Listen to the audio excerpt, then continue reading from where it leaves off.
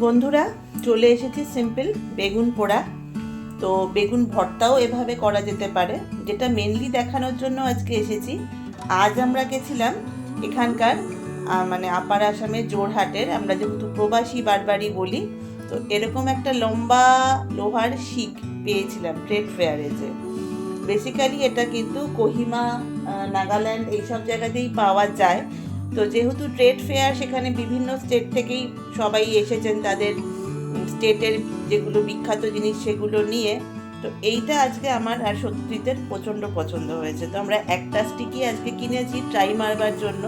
দেখে বুঝতেই পারছো যে বড় বড় রেস্টুরেন্টে, ধাবাতে এগুলোতে কিন্তু কাবাব তৈরি করা হয় বা তন্দুরি তৈরি করা হয়। তো আমরা যেহেতু আজকে স্যাটারডে, ভাবলাম বেগুন পোড়া খাবো। তো এভাবেই কিন্তু বেগুন, তার সাথে কাঁচা লঙ্কা, এক কোয়া রসুন আর একটা টমেটো দিয়েছি। কাঁচা লঙ্কা, রসুন, টমেটোটা পরে পোড়াবো। আগে বেগুনটা যেহেতু অনেকটা বড় সাইজের, সেই জন্য আমরা আগে কিন্তু ভেবেছি বেগুনটাকে একটু পুড়িয়ে নিই। আর একটা বেগুনও দেখো অলরেডি কিন্তু পোড়া হয়ে এখানে রয়েছে। আর একটা জিনিসও তোমাদেরকে দেখাবো এখানে আমি, যেটা হচ্ছে বেগুন যেরকম আমরা বাড়িতে গ্যাসে পোড়ানোর জন্য রুটির সেকনিতে বা অন্য কিছুতে দিয়ে একটুখানি চিড়ে নিয়ে যে পোকা আছে নাকি সেটা দেখাই, কিন্তু এটাতে কিন্তু সেসব কিছুই করতে হয়নি। ওই শিকের মাধ্যমেই কিন্তু দেখো ওটা আস্তে আস্তে পোড়া হচ্ছে, এবং এভাবেই কিন্তু এটা সুন্দর করে, ঠিক যেরকম আমরা দুফালা করে বেগুনটা পোড়াই সেভাবে পোড়া হয়ে যাবে। তো চলো বেগুন পোড়াটা হতে থাক। আর এটা আমি আজকে ভর্তা করব না, এই সব লঙ্কা, রসুন, টমেটো সবটাই পুড়িয়ে নিয়ে, টমেটোর স্কিনটা আর বেগুনের স্কিনটা ছাড়িয়ে নিয়ে শুধু কাঁচা সর্ষের তেল আর নুন দিয়ে মেখে নেব, অল্প ধনেপাতা কুচি দিয়ে। চাইলে তোমরা এভাবে কিন্তু ভর্তাও বানাতে পারো, যেটা তেলে আমরা করে থাকি। তো চলো বেগুনটা পোড়া হতে হতে ভাবছি একটু তোমাদের সঙ্গে বেড়াতে গেলে কি কি ছোট ছোট জিনিস নিয়ে গেলে অনেক সময় হাই অল্টিটিউড সিকনেস থেকে আমরা বাঁচতে পারবো, বা টুকটাক খাবার খেয়ে বাচ্চারা বা বয়স্ক বা আমরা সাধারণ মানুষরাও ভালো থাকবো, সেইটা একটুখানি শেয়ার করব। হ্যাঁ বন্ধুরা, তো বেগুন পোড়া তো দেখিয়েই দিলাম, যখন মাখবো তখনও কিন্তু তোমাদের সঙ্গে শেয়ার করব। বলেইছিলাম যে কাঁচা সর্ষের তেল, নুন আর অল্পখানি কাঁচা পেঁয়াজ দিয়ে সবটা মেখে নিলেই কিন্তু রেডি হয়ে যায় দুর্দান্ত স্বাদের এই শীতকালের একটা বেগুন পোড়া রেসিপি। ভর্তা অবশ্যই তুলনামূলক বেগুন পোড়ার থেকে একটু রিচ, তো সবসময় তো সেটা খাওয়া উচিত নয়। তাই আজকে এরকমভাবে ভাবলাম, আর মেনলি ভাবলাম যে শিকটা কিনেছি তোমাদের সঙ্গে একটু শেয়ার করি। যখন কাবাব বানাবো তখনও চেষ্টা করব শেয়ার করতে। তো গল্প করতে করতে যেটা তোমাদেরকে বলছিলাম, যে শীতকালে এমনিতেই ঘোরাঘুরি, বেড়ানো, খাওয়া দাওয়া সব কিছুই একটু বেশি হয় সারা বছরের তুলনায়। তো আর আমরা প্রত্যেকেই কিন্তু আজকাল ঘুরতে একটু বেশিই ভালোবাসি। তো সেক্ষেত্রে যেটা বলার, আমার কয়েকটা ছোট ছোট টিপস আর কি তোমাদের সঙ্গে শেয়ার করব ভেবেছি। সেটা হচ্ছে যে পাহাড়ে বেড়াতে গেলে পরে কিছু জিনিস যদি সঙ্গে নিয়ে নেওয়া যায়, যেটা আমরা ফ্লাইটেই যাই, যেভাবেই যাই, খুবই হালকা ওজনটা তো একটা ফ্যাক্টর করে, সে যেভাবেই আমরা বেড়াতে যাই না কেন। তো সেক্ষেত্রে প্রথমেই আমি বলবো শুকনো মুড়ি। তবে শুকনো মুড়ি নিলে একটা প্লাস্টিকের কন্টেনারে, এয়ারটাইট কন্টেনারে নিলে ভালো হয়। তা না হলে যদি মুড়ি কেউ একেবারেই পছন্দ না করো, তাহলে কিন্তু অল্প পপকর্নও তোমরা ইউজ করতে পারো। এটা কিন্তু ভীষণভাবে ভমিটিং, অ্যাসিডিটি এগুলোকে কন্ট্রোল করতে হেল্প করে। আর যে কোনো টাইপের শুকনো ফল, ড্রাই ফ্রুটসের প্যাকেট সবসময়ই পাওয়া যায়। তো ড্রাই ফ্রুটসও কিন্তু স্পেসিফিক আমি বলছি, কিশমিশটা কিন্তু ভীষণভাবে অ্যান্টি ভমিটিং। অনেকেরই পাহাড়ে ঘুরতে গেলে গাড়িটা যখন বাঘ ঘুরে ঘুরে ওঠে, অনেকেরই কিন্তু একটা ভমিটিং টেন্ডেন্সি থাকে। তো সেক্ষেত্রে আমরা বিভিন্ন রকম অ্যালোপ্যাথি ওষুধ খেয়ে থাকি, যেটা কিন্তু খুব একটা ঠিক নয়। সেক্ষেত্রে কিন্তু ভীষণভাবে কিশমিশটা কাজে লাগে। প্লাস অন্য ড্রাই ফ্রুটসও থাকলে সব জায়গায় সব পরিস্থিতিতে কিন্তু আমরা খেতে পারি না, বা খাওয়া উচিত নয়, তাও খিদের জন্য খেতে বাধ্য হই। তো সেক্ষেত্রে কিন্তু ড্রাই ফ্রুটসটা একটা ভীষণ উপকারী জিনিস বেড়ানোর জন্য, ঘুরতে বেরোনোর জন্য। তাতে সাধারণ আমাদের মতো মানুষই থাকুক কি বয়স্ক বাচ্চা যেই থাকুক। আরও একটা কথা আমি বলতে চাই এখানে, যদি 10,000 ফিটের ওপরে আমরা ঘুরতে যাই, সেক্ষেত্রে কিন্তু সমস্ত মোটামুটি পাহাড়ি এলাকাতেই কিন্তু সিঙ্গাপুরি কলাটা পাওয়া যায়, যেটা বেস্ট। কিন্তু যদি সিঙ্গাপুরি কলা না পাওয়াও যায়, যে কোনো ভালো পাকা কলাটা ভীষণ উপকারী। কারণ আমরা হাই অল্টিটিউডে যতটা উঠি, সবসময় আমরা বডিকে রেস্ট দিয়ে উঠতে পারি না। আমাদের ভীষণ টাফ শিডিউল থাকে যে অনেকটা করে আমরা অল্টিটিউড উঠছি, মানে হাই এতে উঠছি আর কি। সেক্ষেত্রে কিন্তু অল্টিটিউড সিকনেসটা খুব কমন ব্যাপার।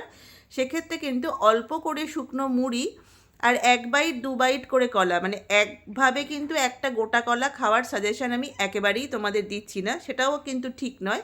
একটু একটু করে রেখে রেখে শুকনো মুড়ি আর ওই কলা খেলে কিন্তু ভীষণ রকম, যাদের শ্বাসকষ্ট হয়, যাদের অ্যাস্থমা আছে, সেই সব পেশেন্টদের জন্য কিন্তু এটা ভীষণভাবে একটা টোটকা উপকারী।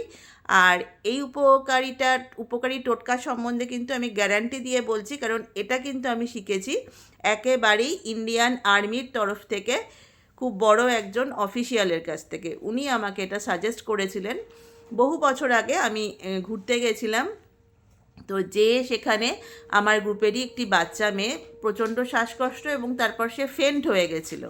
তো সেই মুহূর্তে কিন্তু ওখানকার রেজিমেন্টের যিনি অফিসার ছিলেন তিনি কিন্তু এই সাজেশনটা দিয়েছিলেন এবং তিনি সেটা আমাদেরকে ওনার যে ক্যাম্প ছিল পাশে সেখান থেকে প্রোভাইড করেছিলেন। তো এটা আমার নিজের চোখে দেখা, কাজেই এটাও আমি তোমাদের সঙ্গে শেয়ার করছি।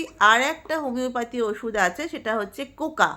কোকা নামটা যারা হোমিওপ্যাথি ওষুধ ব্যবহার করেন নিশ্চয়ই জানেন, বা পাহাড়ে ট্রেকিং করতে ঘুরতে ভালোবাসেন। আর যারা জানেন না বা জানো না তাদের জন্যও বললাম, কোকা কিন্তু ভীষণ উপকারী। এ হলো শুকনো খাবার দাবার বা টুকটাক টোটকা আমি বললাম। আর জলটা যেখানেই যাও, সে কাশ্মীরেই যাও কি একবারে প্রত্যন্ত ট্রেকিং এরিয়াতেই যাও, চেষ্টা করবে প্যাকেজ যে জল আমরা খাই, এবং কম্পালসারি কিন্তু সেটা বিসলারি হতে হবে। ভেরি রিসেন্ট আমি শুনেছি যে কিছু মানুষ ঘুরতে গেছিলেন, তারা কিনলের সিল দেখে কিনেছিলেন, কিন্তু তাতে ভয়ঙ্কর রকম তাদের ডিসেন্ট্রি বা স্টমাক আপসেট হয়েছিল। বিসলারি কিন্তু বেস্ট, মানে অথেন্টিক। অ্যাটলিস্ট ওরা এখনও পর্যন্ত কোনো গুপি করেছে এর খবরটা নেই। মোটামুটি এটুকুই তোমাদের সঙ্গে শেয়ার করার ছিল। আর সকলেই মোটামুটি শীতের জায়গায় ঘুরতে গেলে পরে কিছু কিন্তু মাস্ট কটন ফেব্রিক্সের জামা কাপড় নেওয়া, যেটা আমরা একদম ইনার হিসেবে ব্যবহার করি, বা মেন যে শার্টটা ফুল শার্টটা পরছি সেটা সিনথেটিক বেস না হয়ে যদি বেস্ট কোয়ালিটির কটন বেস হয়, তাহলে কিন্তু সব দিক থেকেই শরীরের জন্য, স্বাস্থ্যের জন্য সব দিক থেকেই সেটা ভালো। আমরা ঠান্ডার জায়গায় গেলে পরে কিন্তু ম্যাক্সিমামই সিনথেটিক, পলিস্টার, বিভিন্ন মেটেরিয়াল ইউজ করে থাকি। আইদার পিওর সিল্কের মেটেরিয়াল, যেটা খুবই কস্টলি, সবার পক্ষে অ্যাফোর্ড করা পসিবল নয়, আর তা না হলে একদম 100% ভালো অত্যন্ত সুতি বা কটনের ড্রেস ইনার হিসেবে, মানে বেসিক যেটা আমি বলছি, ধরুন আপনি একটা শার্ট পরছেন কি একটা কুর্তি পরছেন, বেসিকটা কিন্তু মাস্ট বি কটন। তারপর আপনি যত খুশি স্টাইল করুন, যে কোনো ফ্যাব্রিক ইউজ করুন, কোনো সমস্যা নেই। এই হচ্ছে। আর যদি বয়স্ক মানুষ বা ছোট বাচ্চা থাকে, আমি অবশ্যই আজও এত রকম কসমেটিক্স আপনি বলুন কি বডি লোশন বলুন, আমি একটার কথাই আজও বলবো, সেটা হচ্ছে সর্ষের তেল। হ্যাঁ, বলবেন হয়তো সর্ষের তেলে কি ভেজাল নেই, আছে, অবশ্যই আছে, কিন্তু আমি যে প্রসিডিওরটা বলছি, যদি একটুখানি ওটা করে নিয়ে যেতে পারেন, তাহলে বাচ্চা এবং বয়স্ক মানুষরা কিন্তু ঠান্ডায় অনেকটা রিলিফ পাবেন। রাত্রে ঘুমানোর আগে আধা ঘন্টা বা 40 মিনিটস আগে সর্ষের তেলটা বাড়ি থেকে যখন বানাবেন, সর্ষের তেলের সঙ্গে এটা সারা বছর আপনি কলকাতা শহরে থাকলেও বানিয়ে রাখতে পারেন, বাট আমি বেড়ানোর জন্য বলছি, ধরুন আপনি 200 থেকে 250 মিলিলিটার সর্ষের তেলের সঙ্গে 4 থেকে 5 কোয়া বড় রসুন, মানে গার্লিক, এটাকে থেতো করে আর কালো জিরে থেতো করে এটাকে আগে একদম টকবক করে জাস্ট মানে পুরো বয়েলিং জায়গায় নিয়ে যেতে হবে। তারপর যখন এটা একদম সুন্দর করে একটা পাতলা কাপড়ে বা ছাঁকনিতে আপনি ছেঁকে নিতে পারেন, একটা কাচের শিশিতে বা কন্টেনারে, বা স্প্রে, আজকাল স্প্রেয়ারটা ভীষণ, কাচের শিশিটা একটু ভারী হয়ে যায়, সেক্ষেত্রে বিভিন্ন আপনি জায়গায় ডিপার্টমেন্টাল স্টোরেজ বিভিন্ন জায়গায় স্প্রেয়ার পেয়ে যাবেন। তার ভেতরে আপনি ভরবেন যখন, চাকনি দিয়ে ছেঁকে নেওয়ার পরে, হর্তকিটা ভীষণভাবে অ্যাভেলেবেল, সারা ভারতবর্ষে অ্যাভেলেবেল, এবং এর কিন্তু উপকারী গুণ সাংঘাতিক ভালো। হর্তকিটা চন্দন পাতায় ভালো করে ঘষলে একটা কাঠ মতো আসে, তো সেই কাঠটা আপনারা ওই সর্ষের তেলে মিশিয়ে দেবেন, দিয়ে একটা স্পুনের সাহায্যে ভালো করে মিক্স করে ওটা যে কোনো কাচের মানে কন্টেনারে বা আপনারা স্প্রেয়ারে করে নিয়ে আসতে পারেন।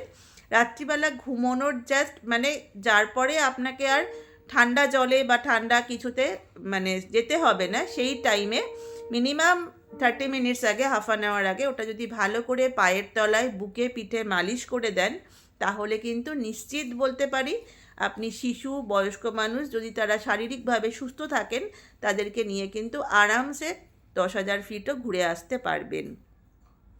আমরাও যেহেতু ঘুরতে খুব ভালোবাসি, তাই ভাবলাম আজকে এই বেগুন পোড়ার স্টিকটা কিনেছি খুব খুশি হয়ে, সেটা যেরকম শেয়ার করব, তাই টুকটাক কিছু টিপসও আপনাদের সঙ্গে শেয়ার করব। কারণ অনেক দিনই আমার বিভিন্ন রকম কাজের জন্য আপনাদের সঙ্গে গল্প বা আড্ডা দিতে আসা হয়নি। সবাই ভালো থাকুন, সুস্থ থাকুন। আজকে আমি গেছিলাম একটু অড টাইমে, আমাদের এখানকার ট্রেড ফেয়ার কেমন হয়, কারণ আমরা যেহেতু মেট্রো সিটিতে থাকি না, আমাদের ট্রেড ফেয়ারটা কিন্তু সম্পূর্ণই অন্য রকম হয়। তো সেটা অবশ্যই 22 তারিখ অবধি আছে, তবে 22 তারিখ যেটা শেয়ার করব সেটা পরে বলছি। 21 তারিখ বা ইন বিটুইন তার আগেও যদি আমি টাইম নিয়ে যেতে পারি ট্রেড ফেয়ারে, অবশ্যই যাব তোমাদের বা আপনাদের জন্য, সেটা শেয়ার করব। এবং সেখানে কি কি ট্রাইবাল খাবার রয়েছে সেগুলোও তোমাদের সঙ্গে শেয়ার করব। আর একটা ছোট্ট ব্লগ আসতে চলেছে, আগামীকাল হবে না, আগামীকাল আমার ইতু পুজো শেষ, তো ভেবেছি ওটা তোমাদের সঙ্গে শেয়ার করব। এই নেক্সট মানে আপকামিং উইকের ভেতরেই আমার হর্নবিল ফেস্টিভ্যালের একটা ছোট্ট ব্লগ আমি রেডি করছি।